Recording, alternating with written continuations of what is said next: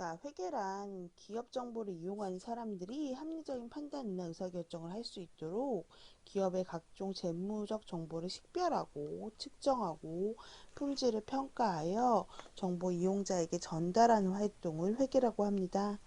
회계학은 활용 목적에 따라서 재무회계, 원가회계, 관리회계 등으로 나눌 수 있습니다. 재무회계는 기업의 재무 상태나 경영 실적을 측정하고 정보 이용자가 식별할 수 있도록 표준화된 규칙에 따라서 이를 제공하는 방법을 살펴봅니다. 객관성을 가진 측정은 대단히 중요합니다. 기업은 현금만 보유한 것이 아니라 물건을 생산하거나 서비스를 하기 위한 건물이나 기계 장치 등 평가해야 할 자산도 가지고 있는 경우가 있습니다. 또 타인의 돈을 빌려와 경영을 한다면 이자도 발생하죠. 이런 정보들이 합리적인 평가 대상이 되기 때문에 객관적인 정보를 전달하기 위한 일정한 기준이 필요하고요. 이에 따라야 합니다. 자, 원가에게는 제품을 생산에 소요된 원가를 생성하는 과정입니다. 비용은 단순히 더하기만 되면 되지 않을까 생각하기 쉽지만 원가는 제품에 직접 투입되는 것 이외에 제품들이 나누어 부담해야 될 것도 있어요. 이런 걸 고정비라고 얘기해요. 자, 공장에 사용하는 그 전기세나 수도세 같은 것들이 이런 고정비의 대표적인 예죠. 자, 원가에게는 이렇게 어떻게 고정비를 합리적으로 배분해서 이를 변동비에 더한 생산 원가를 구할 수 있는가를 살펴보는 것입니다. 자, 관리회계는 경영자가 기업 내부의 자원관리와 의사결정 위에 부서별 실적들을 파악하고 평가하기 위한 자료를 생성합니다. 자, 내부 경영자가 활용할 목적이 우선이기 때문에 공중을 대상으로 하는 이런 재무 정보와는 차별화가 됩니다. 자, 원가회계의 결과는 관리회계를 수행하기 위한 목적과 맥락을 같이 하기 때문에 이 둘을 굳이 이렇게 구분하지 않는 경우도 있습니다. 자, 재무관리는 경영 활동에 필요한 자금을 조달하고 효율적으로 운용하는 방법과 관련된 이론을 연구하는 학문 분과입니다. 자, 기업은 자본을 스스로 만들기도 하죠. 또 물건을 팔아서 이익을 남기면 이것을 다음번 투자에 활용할 수도 있어요. 또 외부로부터 돈을 빌려서 투자금을 마련하기도 해요. 자, 돈을 빌리되 일정 기간 동안 이자를 지불하기로 약속하는 채권을 발행하거나, 자, 주식을 발행하고, 또 은행으로부터 돈을 빌리고 이자를 내는 차입에 의한 방법 등으로도 외부 자금을 조달을 해요. 돈을 빌리면 이자가 발생을 하죠. 즉 이런 이자를 자기 자금 조달 비용이라고 얘기해요. 재무관리는 이런 자금 조달 비용을 어떻게 하면 최소화할 수 있을까를 궁리를 합니다. 기업 활동으로 투자 이력이 생긴다면 어디에 더 투자할 것인지를 결정을 해야 돼요. 은행에 돈을 빌려주고 이자를 얻거나 다른 기업을 인수하거나 좀 더 유동성 있는 자산에 투자해서 단기적인 수익을 취하는 방법 등을 생각할 수도 있어요.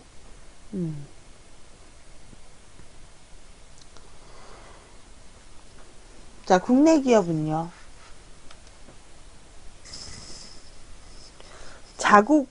자기의 국가를 무대로 경영활동을 수행을 하죠. 한편 국제기업은요. 해외를 주요 무대로 경영활동을 수행해서 수출, 현지 진출 등의 활동을 합니다. 자, 오늘 대부분의 기업은요. 국제기업이자 국내 기업의 성격을 가지게 됩니다. 자, 한국의 현대자동차 본부는 서울에 있지만 생산 공장은 미국과 인도에 있고 기술 개발은 유럽에서 수행하고 그래요. 미국의 GM은 여러 나라의 각기 다른 차종을 생산하고 현재 판매를 합니다. 자, 구글은요 40개 나라 70개 이상의 지역 사무소를 거느리고 전 세계인을 대상으로 인터넷 검색과 정보 서비스를 제공합니다. 여러 국가에 걸쳐 사업을 한다는 것은 각종 이질적인 환경에 적응하는 방법을 숙지해야 된다는 뜻이고, 또 한 나라에서 잘 운영되는 비즈니스가 다른 나라에서 잘 운영되지 못하기도 하고, 또 나라에서 몰수하거나 뭐 전쟁이 벌어져서 포기해야 될 경우도 생겨요. 자, 조직 구성원 선발하고 마케팅 활동을 수행하고 재무적 의사 결정이나 회계 활동을 수행하는 것도 나라마다 처한 활동이 환경이 다를 수가 있어요. 특히 국제경영은요, 국가 간의 이질성으로 인해 발생되는 문제나 문화적 차이에 따른 비즈니스 수정 문제 등도 다뤄요. 또 환경의 변화가 무관하지 않아서 기업의 전략적 의사결정을 선택하는 문제도 깊이 있게 고민하는 그런 분야입니다. 자, 국제경영에서 가장 크게 고려해야 될 게 문화적 이질성이라고 말씀을 드렸잖아요. 자, 던킨 도너츠가 한국에는 있고요. 일본은 없어요. 근데 미스터 도너츠는요. 일본에 있는데 한국에는 없어요. 이게 두 개 다 보스턴에서 출발한 도너츠 브랜드인데 왜 이런 결과를 얻게 됐냐를 한번 살펴봤더니요. 던킨 도너츠는 셀프 서비스 방식으로 제품을 서브를 합니다. 그러니까 직접 소비자가 골라서 매대에 갖다 주면, 계산대 갖다 주면 종업원은 그 계산만 해주는 거죠. 근데 미스터 도넛은요, 풀 서비스 방식을 해요.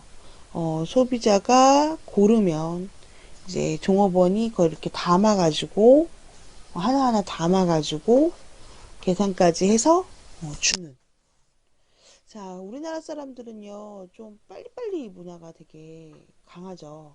그래서 이런 풀 서비스 방식은 시간이 오래 걸려서 싫어해요. 근데 일본 사람들은요, 기다림의 문화에 익숙할 뿐더러 비용을 지불하는 그런 회사나 가게에서 자신이 뭔가 서비스를 한다는 거 무례한 행동이라고 생각을 한대요. 그렇기 때문에 이런 문화적인 차이 때문에 같은 보스턴에서 출발한 도너츠 브랜드가 다른 결과를 얻게 된 사실을 볼 수 있어요. 그렇기 때문에 문화적 이질성을 고려해서 어떻게 진출을 해야 하는지가 되게 중요한 국제경영에서의 이슈라고 얘기할 수 있습니다.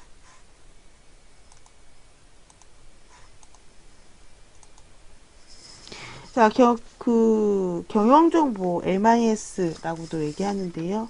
MIS는 두 가지 의미를 가지는데요. 하나는 구체적으로 기업이 경영에 활용 가능한 정보를 통신기술과 그것을 하나의 체계, 시스템으로 묶은 시스템을 얘기해요. 이때는 매니지먼트 인포메이션 시스템이라는 뜻으로 사용되고 전통적인 의미에서 MIS가 여기에 속합니다. 최근 MIS는요, 정보 시스템의 활용으로 인한 효과나 기업의 전략적 목표 달성을 위한 바람직한 정보 시스템의 속성을 연구하는 분야로 발전되고 있어요. 특히 데이터와 이를 활용하는 방법에 관심을 가지기 때문에 기업이 정보를 어떻게 취득하고 취득한 정보에서 어떻게 의미 있는 결과를 얻을 수 있는지, 그리고 이것을 어떻게 활용하고 기업의 성과 향상에 기여할 수 있는가를 살펴보는 거가 바로 MIS라고 얘기할 수 있습니다. 자, 여기까지가 경영학의 학술적 편제였었고요. 경영학의 학술적 편제는 경영학의 분과별로 나눈 걸 얘기하는데, 인사조직, 생산관리, 마케팅, 회계, 재무, 국제경영, MIS 이렇게 7가지 분과로 나눌 수 있습니다. 네, 이제 전략적 의사결정과 경영에 대해서 학습할게요. 자, 경영에서 전략은요, 전략적 사고를 의미합니다. 기업 경영에서 전략적 사고란 다양한 정보를 바탕으로 급변하는 경영 환경의 흐름을 해석하고 경쟁사가 보지 못한 기회를 포착해서 기업 가치를 극대화시키는 노력을 의미합니다. 자, 흐름을 읽는다고 생각해도 되고요. 적절한 시점에 최적의 대안을 제시한다고 생각해도 전략 속 사고와 관련이 있습니다. 자, 전략을 수립하는 일은 환경 변화의 흐름을 잘 읽어내는 것과 밀접한 관련이 있습니다. 환경 변화의 흐름이란 뭐냐? 더 작게 생각하면 경영 환경이란 뭐냐는 살펴보면 경영자가 어쩔 수 없이 받아들여야 하는 조건이라고 얘기할 수 있어요. 기업 경영에 직간접적으로 영향을 주는 요인이지만 경영자가 통제할 수 없는 요인이 바로 경영 환경이라고 얘기할 수 있죠. 경영자가 환경을 환경 변화를 어떻게 인식하고 대처해 나갈 수가 있는 점은 되게 조직의 생존에 밀접한 관련이 있습니다. 환경 변화에 잘 대응하는 기업은 오래 살아남고요. 그렇지 못한 기업은 결국 사라져요. 기업 전략을 논의하기 전에 먼저 환경 변화를 먼저 이해해야 돼요. 자, 기업 환경 변화는 되게 크게 넓어서 그냥 한 번에 이해하기가 어려워요. 기업 환경을 두 가지로 나누자면요. 기업의 외부 환경과 기업 내부 환경으로 나눌 수 있습니다. 먼저 기업 내부 환경을 살펴보면요. 그러니까 기업에 영향을 주지만 기업 경영 활동에 영향을 주지만 통제하기가 조금 힘든 부분이 바로 통제하기 조금 힘든 요인이지만 기업 내부에 있는 요인, 이게 바로 기업 내부 환경이라고 얘기할 수 있어요. 기업 내부 환경은 기업 문화나 의사결정 거버넌스 등이 있습니다. 또 기업 외부 환경은요. 예, 조금 이따가 말씀드릴게요. 자, 기업 내부 환경 가운데 조직 문화, 즉 기업 문화는요. 특히 가치와 관련이 깊어요. 자, 여기서 가치는요. 되게 타이트한 의미예요. 그러니까 가치가 있다, 없다는 옳고 그름을 판단하는 기준을 뜻합니다. 무엇이 옳은지 그른지에 대한 객관적인 기준이 있지 않나 라고 생각할지 모르지만 받아들여질 수 있는 윤리적 도덕적 행동이 무엇인지 항상 같지가 않을 수가 있어요. 조직마다 서로 다른 판단 기준이 있을 수 있어요.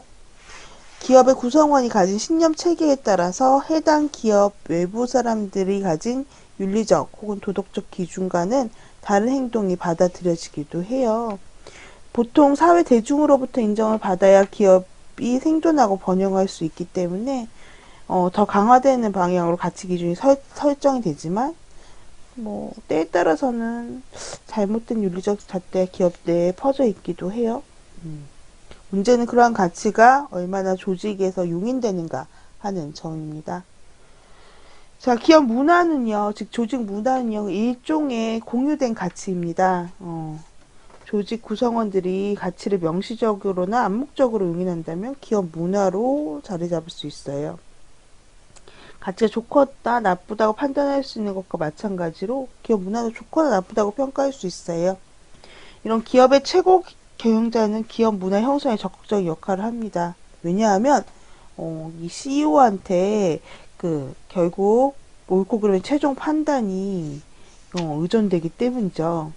사회적으로 옳다고 믿는 것에 대해서 최고 경영자가 그거보다 더 낮은 기준으로 혹은 더 높은 기준으로 암묵적으로 명시적으로 조직에게 보여줄 위치에 있죠.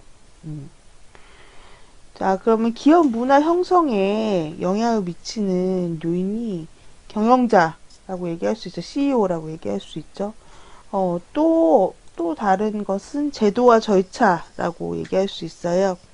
기업은 조직이기 때문에 나름의 법률적인 체계를 지니고 있습니다. 대내외 공표한 내부 규율은요, 가치 수립에 큰 역할을 하고 구성원들이 무엇이 옳은지, 혹은 그른지에 대한 인식을 심어줍니다. 자, 또 기업 문화에 영향을 주는 요인으로 관리 기술이 있을 수 있죠. 조직은 보상을 통해서 옳고 그름을 구성원들에게 인식시킬 수 있죠. 바람직한 행동에 보상을 하고 바람직하지 않은 행동에 인사상의 불이익을 가함으로써 가치를 공유시킵니다. 네 번, 구조 또한 기업 문화에 영향을 미칩니다. 구조란 조직 구성원들 간의 소통 방식을 결정을 하죠.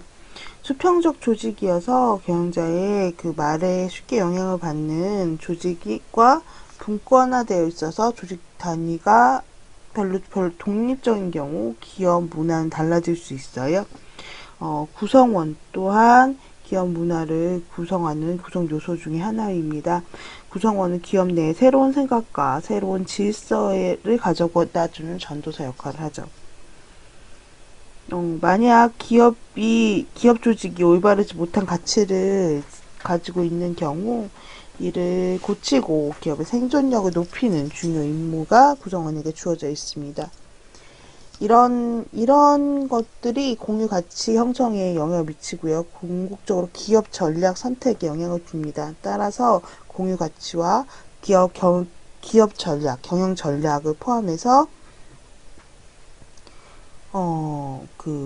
경영자, 제도와 절차, 관리 기술, 구조, 구성원이 바로 기업 문화의 7가지 구성 요소라고 얘기할 수 있습니다. 자, 의사결정 거버넌스는 기업의 경영활동에 둘러싼 이해관계자들을 조정하고 통제하는 메커니즘이라고 얘기할 수 있습니다. 그래서 요런 것들도 기업 내부 환경, 완전한 외부는 아니고요. 그렇다고 완전 내부도 아니지만 내부 환경으로 이제 좀 포함을 하는 편입니다. 자, 이제 그 기업 외부 환경을 살펴볼 텐데요. 기업의 통제 가능하지 않지만 기업에게 영향을 주는 요소들. 첫 번째는 인구통계학적 환경입니다. 자, 나이, 성별, 직업, 이런 것들이 바로 인구통계학적 환경이죠. 두 번째는 경제적 환경입니다. 환율, 금리, 이런 것들, 경기, 이런 것들이요. 자연환경 또한 기업 경영활동에 영향을 많이 줍니다. 특히 자원을 소스로 하는, 그러니까 자원을 베이스로 하는 그런 기업들은요, 많이 영향을 주죠. 그리고 환경오염, 이런 것들도 다 자연환경에 속하는 거죠. 기술이 발달됨에 따라서 그런 기술을 받아들이는 것들도 기업의 경영활동에 영향을 많이 주죠. 특히 법적, 정치적 환경은 기업의 경영활동에 많은 영향을 줍니다. 원산지 표기법이나 탄소 배출량 표기법 이런 것들도 기업의 경영활동에 많이 영향을 주고요. 사회문화적 환경 또한 많이 영향을 줍니다. 앞서 덤킨 도너츠랑 미스터 도너츠 사례에서 봤듯이 사회문화적 환경 또한 기업의 경영활동에 많은 영향을 주는 외부 환경 요인이라고 얘기할 수 있습니다.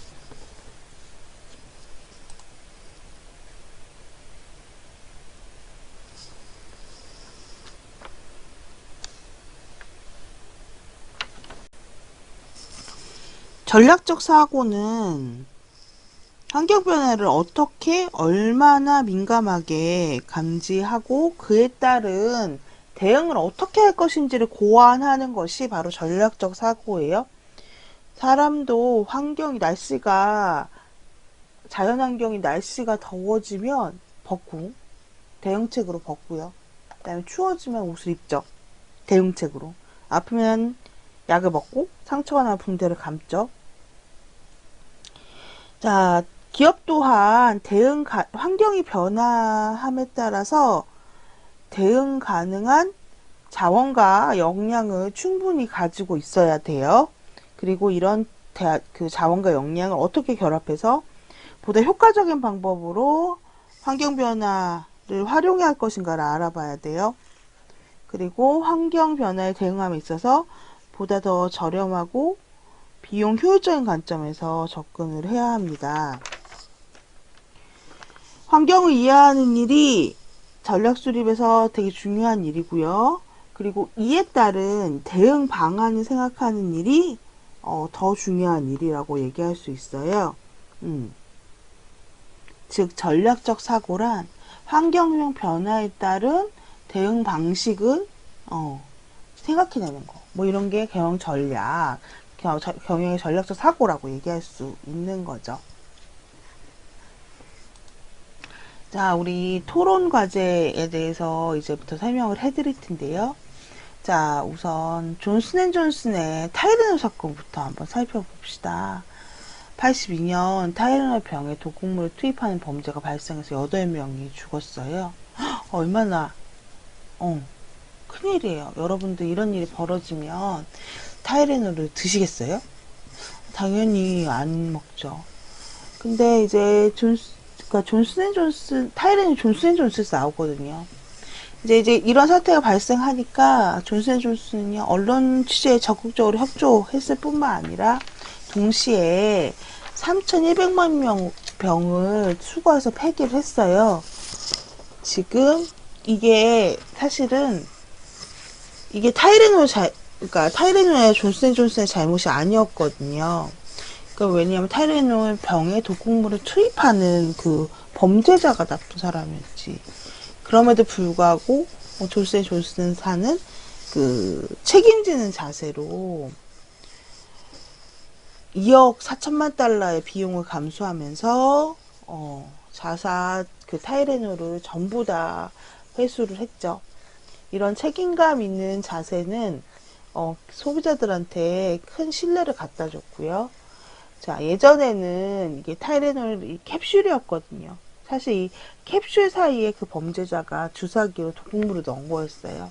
근데 그 이후에 요즘 여러분들이 보시는 그 알약 형태로 재출시 후에 소비자들에게 홍을 받아서 대표적인 성공 상품으로 아직까지 팔리고 있죠. 자, 이렇게 그 위기 상황이 발생을 했고요. 그에 따른 대응으로 존슨앤존슨사는 책임 있는 자세로 그 윤리적인 기업 윤리를 수호하고 지켜낸 거죠. 윤리적인 활동을 한 거죠. 이에 반해서 옥시는요 어떤 사건이 있었냐면요. 사망자 239명, 폐질환자 1528명, 대한민국 역사상 최악의 참사로 기록된 이 숫자는요. 800명 명이 사용한 가습기 살균제 사용자들 중에 피해가 보고된 사람들이에요. 가습기 살균제란 가습기 교체 시에 물에 타서 사용할 목적으로 만든 화학 제품이에요. 자, 본래 좋은 목적으로 만들어진 제품은요, 수많은 인명을 살상하는 비극적 결과를 낳았습니다. 자, 가습기 살균제로 인해 피해를 본 사람들은요, 소비자 단체를 중심으로 제조업체들이 책임을 물어야 된다고 주장을 했어요. 핵심 쟁점이 된 물질인 폴리헥사 메틸렌 구아니딘의 독성을 두고 논란이 지속됐죠.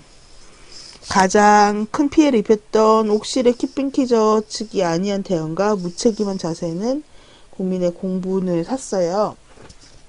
어떤 자세냐 보면 2011년도에 거의 지금 처음 발견이 됐는데 5년 지나서 첫 공식 기자회견을 열었어요. 그동안 계속적으로 그 재판이 이루어졌고요. 그 재판이 이루어지는 동안 이제 시민단체 중심으로 옥시 제품 구입하지 말자라는 불매 운동이 벌어졌죠. 근데 이런 책임의 중심에 있었던 그 옥시는요, 그 재판 과정에서 그 이런 조작 사건이 일어났고요. 심지어 알비코리아로 이름을 바꿨어요. 게다가 주식회사에서 유한회사로 바꿨어요. 회사 형태를. 그 처음에 그 초반부에 말씀드렸다시피 유한회사는요 정보 공개 의무가 없어요. 주식회사는 정보 공개 의무가 있는데 이름을 바꿨을 뿐더러 회사 형태도 바꾸는 이런 행태를 보였죠. 이게 이렇게 그렇게 윤리적인 자세나 윤리적인 태도, 윤리적인 행동들이 아니죠. 야, 이거를 보면요. 사실은 이렇게 바꾸고 막 이러니까요. 이제 그 본사인 영국의 레키팬키저 주가 여전히 꾸준히 오르고 있고요. 사람들이 알비코리아가 옥시인지 모르니까 불매운동을 해도, 옥시에 대한 불매운동을 해도 알비코리아 제품을 구매하죠. 그러니까 불매운동의 성과가 좀 없어지죠. 자, 이러한 결과에 대해서 사람들의 평가는 크게 엇갈렸어요. 한편에서는 기업의 부도덕함을 질타하고, 자, 다른 한편에서는 레키패키저의 위기관리 능력을 높이 사며, 자, 이 기업 경영상에 발생된 비극적 조치에 대한 적절한 대응이라고 얘기를 해요.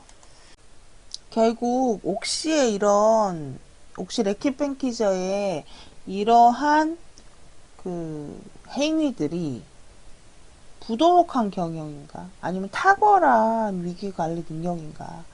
자, 경영자의 입장에서 우리 어떤 경영이 더 타당한가에 대해서 한번 토의를 해봅시다. 물론 소비자 입장에서는 너무 비윤리적이고 옥시가 비난받아야 마땅한 일이에요. 그런데 옥시 레키팬키저의 경영자 입장에서는 이게 환경 변화에 대응하는 전략이었던 건지 위기관리 능력이었던 건지 한번 평가를 한번 해봐야 평가를 한번 하는 것입니다. 자, 그래서 과제는 옥시 가습기 살균제 사례를 보고 어느 쪽 입장이 타당하다고 보는가, 경험자 입장에서 위의 사태를 판단하세요 라는 거예요. 캠퍼스 온라인 과제함에 제출을 하는데 목요일날 11시 59분까지 제출을 하시면 됩니다. 자, 과제함에 온라인 과제함에 800자에서 1000자 분량으로 제출을 하시면 돼요. 자, 다음 시간에는요. 시장 경제 그 속에 길을 묻다 라고 이제 경제에 관한 내용을 배울 거예요. 오늘 배운 내용은요. 경영과 기업의 개념과 기업의 형태, 그리고 경영학의 분야, 전략의 개념, 전략적 의사결정, 그리고 기업 윤리 토론이었습니다.